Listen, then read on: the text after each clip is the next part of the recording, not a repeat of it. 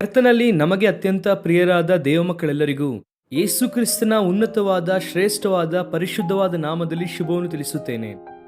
I bring greetings in the name of Jesus. ನಾವು ಪ್ರತಿದಿನ ದೇವರ ಪಾದಸನ್ನಿಧಿಯಲ್ಲಿ ಸೇರಿ ಆತನ ವಾಗ್ದಾನವನ್ನು ಧ್ಯಾನಿಸುವುದಕ್ಕೆ ದೇವರು ಕೃಪೆಯನ್ನು ಅನುಗ್ರಹಿಸುತ್ತಾ ಇದ್ದಾರೆ. ಅದಕ್ಕಾಗಿ ನಾನು ದೇವರಿಗೆ ಮಹಿಮೆ ಸಲ್ಲಿಸುತ್ತೇನೆ. ನಿಮ್ಮೆಲ್ಲರ ಜೀವಿತದಲ್ಲಿ ದೇವರು ದೊಡ್ಡ ಕಾರ್ಯವನ್ನು ಮಾಡಬೇಕೆಂದು, ಕರ್ತನ ಚಿತ್ತಾನುಸಾರವಾದ ಮಾರ್ಗದಲ್ಲಿ ನಡೆಯಬೇಕೆಂದು, ಆತನ ನೀತಿ ಮಾರ್ಗದಲ್ಲಿ ಪ್ರಯಾಣ ಮಾಡುವುದರ ಮೂಲಕ ನಿಮ್ಮ ಜೀವಿತದಿಂದ ದೇವರ ನಾಮ ಮಹಿಮೆ ಹೊಂದಬೇಕೆಂದು ನಿಮಗೋಸ್ಕರ ಯಾವಾಗಲೂ ಪ್ರಾರ್ಥಿಸುತ್ತಾ ಇದ್ದೇವೆ. ರಾಜಮಂಡ್ರಿ ಕ್ರೈಸ್ಟ್ ವರ್ಶಿಪ್ ಸೆಂಟರ್ ಇಂದ ಹಾಗೂ ಜಾನ್ ವೆಸ್ಲಿ ಇಂಟರ್ನ್ಯಾಷನಲ್ ಮಿನಿಸ್ಟ್ರೀಸ್ ಇಂದ ನಿಮಗೋಸ್ಕರ ಬಲವಾದ ಪ್ರಾರ್ಥನೆ ನಡೆಯುತ್ತಾ ಇದೆ. ನಮಗೋಸ್ಕರವಾಗಿಯೂ ಕೂಡ ನೀವು ಪ್ರಾರ್ಥಿಸುತ್ತಾ ಇರುವುದಕ್ಕೆ ನಿಮಗೆ ಕೃತಜ್ಞತೆಯನ್ನು ಸಲ್ಲಿಸುತ್ತೇವೆ. ಸತ್ಯವೇದವನ್ನು ತೆಗೆದು ಈ ದಿನದ ದೇವರ ವಾಗ್ದಾನವನ್ನು ಓದೋಣ. If you have Bible, please turn with me to the book of Romans chapter 16 and verse 20. ರೋಮಾಪುರದವರಿಗೆ ಬರೆದ ಪತ್ರಿಕೆ 16ನೇ ಅಧ್ಯಾಯ 20ನೇ ವಾಕ್ಯವನ್ನು ಈ ದಿನದ ಧ್ಯಾನಕ್ಕಾಗಿ ಓದೋಣ. ಶಾಂತಿದಾಯಕನಾದ ದೇವರು ಶೀಘ್ರವಾಗಿ ಸೈತಾನನನ್ನು ನಿಮ್ಮ ಕಾಲುಗಳ ಕೆಳಗೆ ಹಾಕಿ ತುಳಿಸಿ ಬಿಡುವನು. ಎಷ್ಟು ಸುಂದರವಾದಂತಹ ವಾಗ್ದಾನ.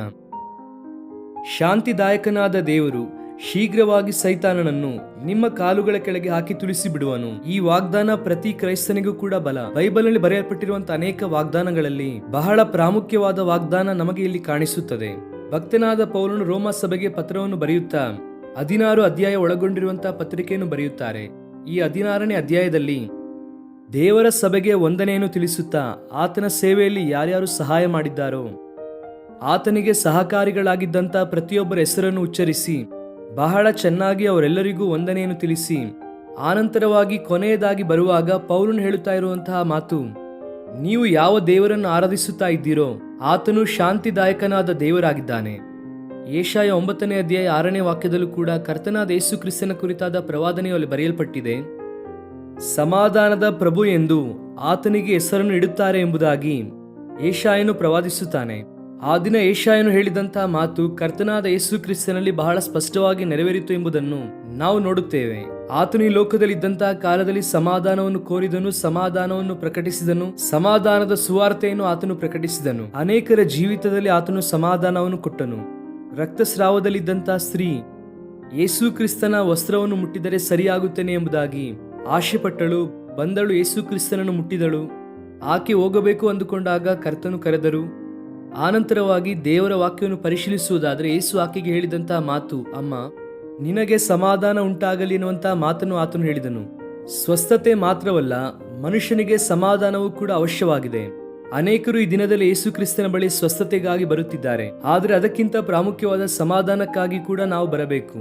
ಆತನು ಸಮಾಧಾನದ ಕರ್ತನು. ನಮ್ಮ ಜೀವಿತದಲ್ಲಿ ಉಂಟಾಗುತ್ತಾ ಇರುವಂತಹ ಆತಂಕಗಳು, ದುಃಖವನ್ನು, ವೇದನೆಯನ್ನು, ಕಳವಳವನ್ನು, ಆತಂಕವನ್ನು, ನಿರಾಶೆ, ನಿರುತ್ಸಾಹವನ್ನು ತೊಲಗಿಸಿ ಪರಿಪೂರ್ಣವಾದ ಸಂತೋಷವನ್ನು, ಸಮಾಧಾನವನ್ನು ಕೊಡಬೇಕೆಂಬುದಾಗಿ ಕರ್ತನು ಆಶಿಸುತ್ತಿದ್ದಾರೆ. ಈ ಉದಯ ಕಾಲದಲ್ಲಿ ಈ ವಾಗ್ದಾನ ಕೇಳುತ್ತಾ ಇರುವಂತಹ ಪ್ರಿಯ ಸಹೋದರಿ, ಪ್ರಿಯ ಸಹೋದರ, ನಿನ್ನ ಜೀವಿತದಲ್ಲಿ ಸಮಾಧಾನ ಇಲ್ಲವಾ? ಶಾಂತಿ ಇಲ್ಲವಾ? ರಾತ್ರಿ ಮಲಗುವಾಗ ನಿನಗೆ ನಿದ್ರೆ ಬರುತ್ತಿಲ್ಲವಾ? ಯಾವುದೋ ವಿಧವಾದ ಕಳವಳ, ಏನಾಗುತ್ತದೆ ಎನ್ನುವಂತಹ ಭಯ ನಿನ್ನನ್ನು ಹಿಂಬಾಲಿಸುತ್ತಾ ಇದೆಯಾ? ಸಮಾಧಾನದ ಕರ್ತನಾದ ದೇವರು ನಿನ್ನನ್ನು ಈ ದಿನ ಜಯದಿಂದ ತುಂಬಿಸಬೇಕೆಂದು ಕೋರುತ್ತಿದ್ದಾರೆ. ಯಾವ ಸೈತಾನನು ನಿನ್ನನ್ನು ಅಡಗಿಸುತ್ತಾ ಇದ್ದಾನೋ ಸೈತಾನನನ್ನು ಜಯಿಸುವಂತ ಶಕ್ತಿಯನ್ನು ಕರ್ತನಾದ ಯೇಸು ಕ್ರಿಸ್ತನು ನಿನಗೆ ಅನುಗ್ರಹಿಸುತ್ತಾರೆ. ನಿನ್ನ ಆಸ್ತಿಯಿಂದಲೋ, ಅಂತಸ್ತಿನಿಂದಲೋ, ನಿನ್ನ ಉದ್ಯೋಗದಿಂದಲೋ ಯಾವತ್ತೂ ಕೂಡ ಸೈತಾನನನ್ನು ನೀನು ಜಯಿಸುವುದಕ್ಕೆ ಆಗುವುದಿಲ್ಲ. ಅಶುದ್ಧಾತ್ಮ ಶಕ್ತಿಯನ್ನು, ದುರಾತ್ಮ ಶಕ್ತಿಯ ಪ್ರಾಬಲ್ಯವನ್ನು ಜಯಿಸುವುದಕ್ಕೆ ಆಗುವುದಿಲ್ಲ. ಕೇವಲ ಯೇಸುವಿನ ನಾಮವು, ಯೇಸುವಿನ ರಕ್ತವು, ಕ್ರಿಸ್ತನನ್ನು ನಿನ್ನ ಹೃದಯದಲ್ಲಿ ಹೊಂದಿರುವುದರ ಮೂಲಕವಾಗಿ ಮಾತ್ರವೇ ಸೈತಾನನನ್ನು ತುಳಿಯುವಂತಹ ಅನುಭವವನ್ನು ನಾವು ಹೊಂದಿರುತ್ತೇವೆ. ಒಂದು ಸಾರಿ ಒಬ್ಬ ವ್ಯಕ್ತಿ ನನ್ನನ್ನು ಯೇಸು ಕ್ರಿಸ್ತನು ಎಲ್ಲಿದ್ದಾರೆ ಎಂಬುದಾಗಿ ಕೇಳಿದನು. ನಾನು ಹೇಳಿದೆ, ಆತನು ನನ್ನ ಹೃದಯದಲ್ಲಿದ್ದಾನೆ. ಯಾಕಂದರೆ ದೇವರು ಇರುವಂತಹ ಸ್ಥಳವು ಅದೇ ಅಲ್ವಾ? ಎಸ್, ಆತನು ಪರಲೋಕದಲ್ಲಿದ್ದಾರೆ, ಆತನು ಮನುಷ್ಯರ ಮಧ್ಯದಲ್ಲಿದ್ದಾರೆ. ಇದೆಲ್ಲದಕ್ಕಿಂತಲೂ ಪ್ರಾಮುಖ್ಯವಾಗಿ ಯೇಸು ಕ್ರಿಸ್ತನು ನಮ್ಮ ಹೃದಯದಲ್ಲಿರಬೇಕೆಂಬುದಾಗಿ ಆಶಿಸುತ್ತಾ ಇದ್ದಾರೆ ಅಲ್ವಾ? ನನ್ನ ಹೃದಯದಲ್ಲಿದ್ದಾರೆ ಎಂಬುದಾಗಿ ಹೇಳಿದೆ.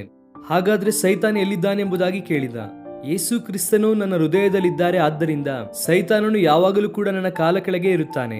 ಸೈತಾನನನ್ನು ತುಳಿಯುವಂತಹ ಶಕ್ತಿಯನ್ನು ದೇವರು ನನಗೆ ಕೊಡುತ್ತಾರೆ. ಎಸ್, ಈ ದಿನ ಯಾವ ಭಯಂಕರವಾದ ಆಲೋಚನೆಯಿಂದ ನೀನು ಸಫರ್ ಆಗುತ್ತಾ ಇದ್ದೀಯಾ? ಯಾವ ವಿಧವಾದ ಆಲೋಚನೆಯು ನಿನ್ನನ್ನು ಕಷ್ಟಕ್ಕೆ ಗುರಿ ಮಾಡುತ್ತಾ ಇದೆ? ದುಃಖಕ್ಕೆ ತಳ್ಳುತ್ತಾ ಇದೆ. ಜಯಿಸಬೇಕು, ನೀನು ದೇವರು, ನೀನು ಜಯಿಸಬೇಕೆಂದು ಕೋರುತ್ತಿದ್ದಾರೆ. ಶಿಲುಬೆಯಲ್ಲಿ ಯೇಸು ಕ್ರಿಸ್ತನು ನಿನಗಾಗಿ ಸತ್ತಿದ್ದು ಕೂಡ ನೀನು ಜಯವೀರನಾಗಿ ಇರಬೇಕೆಂದು, ಜಯದ ಹೆಜ್ಜೆಯನ್ನು ಇಡಬೇಕೆಂಬುದಾಗಿ ಯೇಸು ಕ್ರಿಸ್ತನು ನಿನಗೋಸ್ಕರವಾಗಿ ಸತ್ತರು. ಇದುವರೆಗೂ ಅಪಜಯಕ್ಕೆ ಗುರಿಯಾಗಿ ಎಲ್ಲಾ ಸಮಯದಲ್ಲೂ ಎಲ್ಲಾ ದಿನಗಳಲ್ಲೂ ಬರೀ ಸೋತು ಹೋಗಿ ದೇವರಿಗೆ ಅವಮಾನಕರವಾಗಿ ಜೀವಿಸಿದ್ದೇನು? ಈ ದಿನವಾದರೂ ತೀರ್ಮಾನಿಸು. ಶಾಂತಿದಾಯಕನಾದ ದೇವರನ್ನು ನಿನ್ನ ಹೃದಯದಲ್ಲಿ ಸ್ವೀಕರಿಸುವುದರ ಮೂಲಕ ಸೈತಾನನನ್ನು ತುಳಿಯುವಂತಹ ಅನುಭವವನ್ನು ದೇವರು ನಿನಗೆ ಕೊಡುತ್ತಾರೆ. ಆ ಉನ್ನತವಾದ ಜಯ ನೀನು ಹೊಂದುವುದರ ಮೂಲಕ ಪ್ರತಿದಿನ ದೇವರನ್ನು ಸ್ತುತಿಸುತ್ತೀಯ, ಆತನನ್ನು ಆರಾಧಿಸುತ್ತಾ ಆತನ ಕೃಪೆಯಲ್ಲಿ ಬೆಳೆಯುತ್ತೀಯ. ಯಾವುದೇ ಪರಿಸ್ಥಿತಿ ಆಗಿದ್ದರೂ ಕೂಡ ನೀವು ಕುಗ್ಗಿ ಹೋಗಬೇಡಿ, ಕರ್ತನನ್ನು ಮಾತ್ರ ದೃಷ್ಟಿಸಿರಿ. ಶಾಂತಿದಾಯಕನನ್ನು ನಿಮ್ಮ ಹೃದಯದಲ್ಲಿ ಸೇರಿಸಿಕೊಳ್ಳಿರಿ, ಅದ್ಭುತವನ್ನು ಕಾಣುತ್ತೀರಾ. ನಾವು ಕಣ್ಗಳನ್ನು ಮುಚ್ಚಿ ಪ್ರಾರ್ಥಿಸೋಣ. ಪ್ರೀತಿಯುಳ್ಳ ತಂದೆ, ಉನ್ನತನಾದ ದೇವ, ನಿಮಗೆ ಸ್ತೋತ್ರ. ಶಾಂತಿದಾಯಕನಾಗಿ ಈ ಲೋಕಕ್ಕೆ ಬಂದಿದ್ದೀರಾ. ಯಾರು ನಿಮ್ಮನ್ನು ಅಂಗೀಕರಿಸುತ್ತಾರೋ ಅವರ ಜೀವಿತದಲ್ಲಿ ಒಳಿತನ್ನು ಮಾಡುತ್ತೇನೆ ಎಂಬುದಾಗಿ ವಾಗ್ದಾನ ಮಾಡಿದ್ದೀರಾ. ಅಪ್ಪ, ನಮ್ಮ ಪ್ರಿಯರು ಯಾರು ಸೈತಾನನ ಬಂಧನಗಳಿಂದ ಬಂಧಿಸಲ್ಪಟ್ಟು ಸೈತಾನನಿಂದ ತುಳಿಯಲ್ಪಡುತ್ತಿದ್ದಾರೋ, ಯೇಸು ಕ್ರಿಸ್ತನ ನಾಮದಲ್ಲಿ ಅವರಿಗೆ ಜಯವನ್ನು ಕೊಡಿಯಪ್ಪ. ಈ ದಿನವೆಲ್ಲವೂ ಕೂಡ ನಿಮ್ಮ ನಡೆಸುವಿಕೆಯಲ್ಲಿ ಅವರು ನಡೆಯುವುದರ ಮೂಲಕ ಸೈತಾನನ್ನು ಜಯಿಸುವುದಕ್ಕೆ ನೀವೇ ಕೃಪೆ ನೀಡಿರಿ. ಶಿಲುಬೆಯಲ್ಲಿ ರಕ್ತವನ್ನು ಸುರಿಸುವುದರ ಮೂಲಕ ಜಯವನ್ನು ನಮಗೆ ಕೊಟ್ಟಿದ್ದಕ್ಕಾಗಿ ನಿಮಗೆ ಸ್ತೋತ್ರ ಹೇಳುತ್ತಾ, ಸ್ತುತಿ, ಘನ, ಮಾನ, ಮಹಿಮೆ ನಿಮಗೆ ಮಾತ್ರ ಸಲ್ಲಿಸುತ್ತಾ ಯೇಸು ಕ್ರಿಸ್ತನ ಶ್ರೇಷ್ಠವಾದ ನಾಮದಲ್ಲಿ ಬೇಡಿ ಹೊಂದಿಕೊಳ್ಳುತ್ತೇವೆ ನಮ್ಮ ತಂದೆಯೇ. ಆಮೇನ್, ಆಮೇನ್, ಆಮೇನ್. God bless you, dear friends. Have a wonderful day.